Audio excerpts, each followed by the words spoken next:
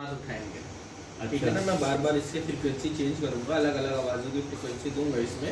हाँ। तो जब भी आपको आवाज़ आएगी तो आप हाथ खड़ा करोगे, और जैसे ही आवाज़ नहीं, वैसे पूछूंगा भी आपसे, जैसे आवाज़ नहीं आएगी हाँ। तो आप बोल दोगे नहीं हाँ। आएगी, नो, कोई भी सिग्नल का देना। पहले लेफ्ट ईयर से करेंगे, फिर राइट ईयर से करेंगे, ठीक है।